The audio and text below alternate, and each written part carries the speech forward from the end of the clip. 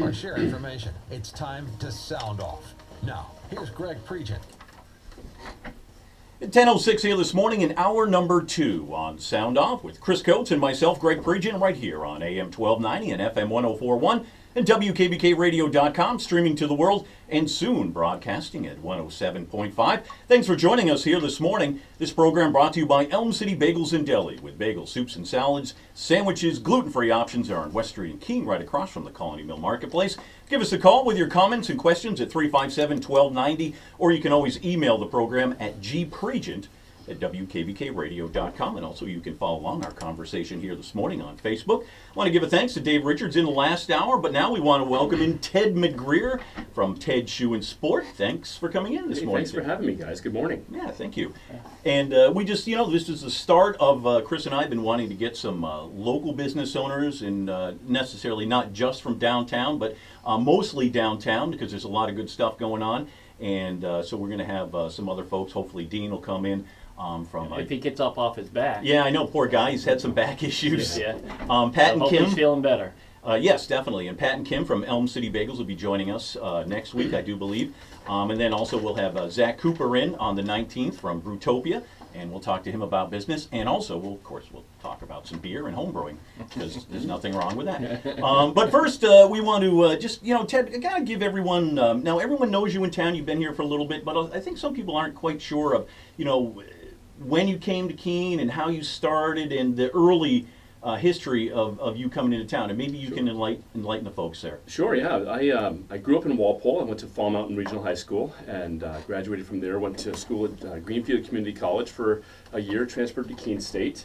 And through my years at being at Keene State, I worked at Norm's Ski and Bike Shop on Martel Court. Mm-hmm. Had a chance to kind of learn that retail trade from Norm Sweeney, who has since passed, but a man who was coined and or potentially credited with being the first individual to put a metal edge on a pair of downhill skis. So Norm was a real legend in his own right, and he was brilliant at working with customers and remembering their names and just doing all the small stuff, and I really took a lot from Norm.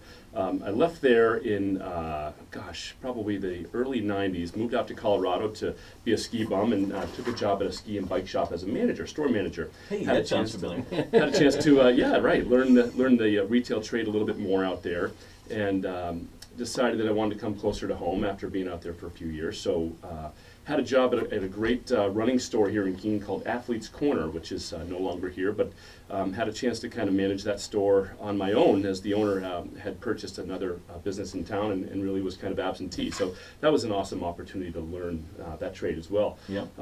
So in '99, I was looking at trying to purchase the Athlete's Corner business that had already been established for 17 years, and we just couldn't come to fruition on it. It was challenging with bank funding and so forth. And I said, I want to try this. I want to try opening up my own store. And I had no idea what location I'd find, but more importantly, you just can't go and open a store. And I spoke to some pretty wise people who I look at now as really kind of mentors, who pointed me in the direction of using resources in our community, namely the Small Business Development Center at Keene State College, which I will tell you that I would have never been able to start my business if it weren't for the SBDC. Wow. And why is that?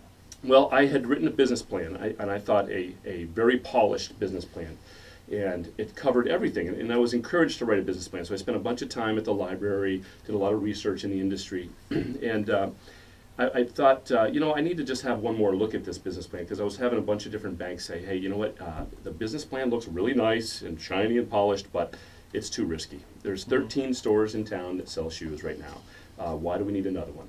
And I was trying to get a loan. I needed money to make this happen. So I went to the SBDC. I brought the plan to them, and they looked at the business plan and they said, so this is nice. How many pairs of shoes are you going to sell in your first year?